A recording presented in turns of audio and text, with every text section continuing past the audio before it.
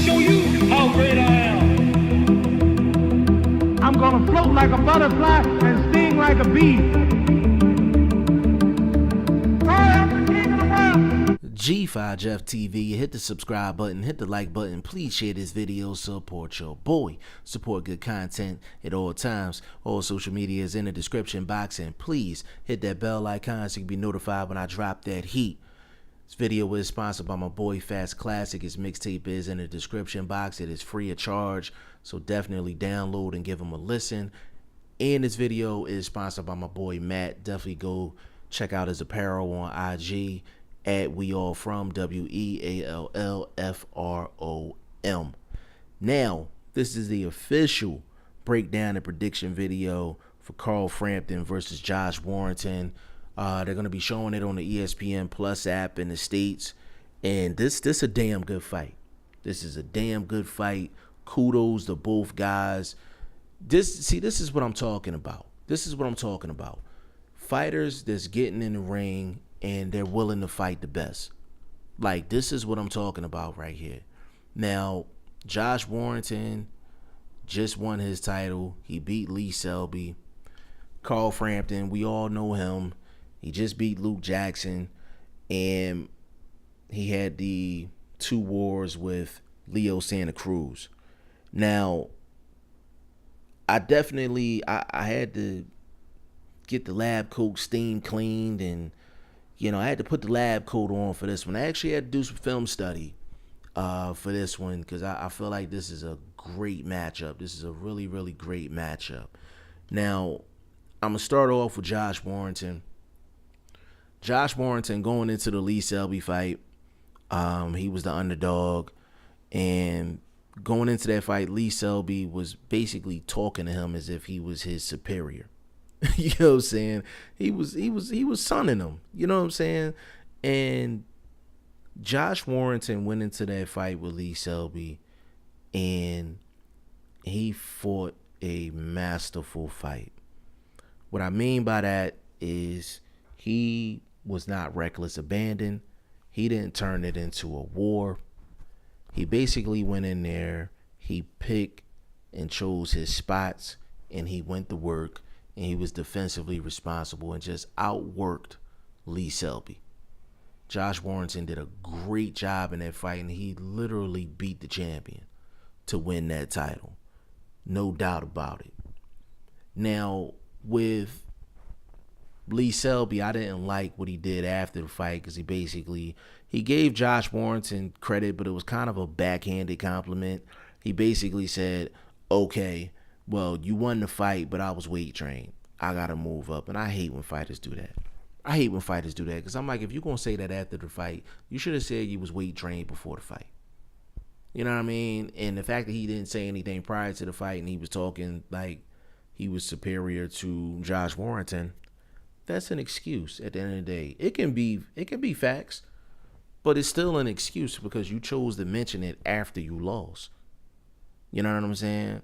So Josh Warrington, all credit goes to him for winning the title against Lee Selby. And Josh Warrington is coming into his own. He's a guy that he can turn a fight into a brawl. And that's what he's known for, actually, is really applying pressure, throwing a lot of shots. He swings that big head around like Sean Porter a little bit. But when it comes down to it, Josh Warrington is a good fighter, and I think he can fight any style. He can be a boxer. He could be a boxer puncher. He can be a brawler. He's just more effective when he's applying pressure and throwing a lot of shots and staying close, staying tight with his opponent. Now, Carl Frampton, we all know Carl Frampton from the Leo Santa Cruz fights. He fought really well in the first fight with Leo Santa Cruz, and then in the second fight with Leo Santa Cruz put on a masterpiece. Like, he boxed his ass off in that fight, and Carl Frampton definitely lost that second fight with Leo Santa Cruz, no doubt about it. They gotta definitely, the expiration date is past due on that trilogy. They should have made that trilogy happen already. I think the feeling is come and gone as far as that trilogy is concerned. But that's neither here nor there. Carl Frampton had a feel-good fight in Belfast recently, and it got overshadowed because Tyson Fury was on the card, and then used that to promote the Tyson Fury Deontay Wilder fight. So it's good to see Carl Frampton get some shine with this fight against Josh Warrington. And from a style standpoint, this is a very, very, very good fight. A very good fight. Now, what Josh Warrington has to do is he has to throw a lot of shots and put the pressure on, but he needs to throw meaningful shots. What I mean by that is not waste a lot of punches. He needs to throw a lot of punches, but they need to be important. You know what I'm saying? The punches need to have some purpose to it. Need to be some strategy behind it. You can't just be winging shots with Carl Frampton and think you're going to get away with it. Number two, Josh Warrington, he has to stay defensively responsible. A lot of times when he's putting the pressure on, he forgets his defense. So Josh Warrington definitely has to be defensively responsible against Carl Frampton. And number three, Josh Warrington mentally has to go into this fight believing that he's the better fighter. A lot of fighters going into a fight, they'll lose the fight before the fight even gets in the ring, strictly from a confidence standpoint. So Josh Warrington has to go into this fight feeling like he's the best at this weight class. Going into this fight, he has to have extreme confidence going up against Carl Frampton. Now, for Carl Frampton, what Carl Frampton needs to do is, number one, even though he's a shorter fighter, he can't get caught mid-range. He can't get caught mid-range. Carl Frampton's like 5'5", short fighter. Carl Frampton either needs to be all the way in or all the way out. That's number one. Number two, Carl Frampton needs to pick and choose when he's in the pocket. Can't stay in the pocket too long with Josh Warrington. Okay? And number three, the jab.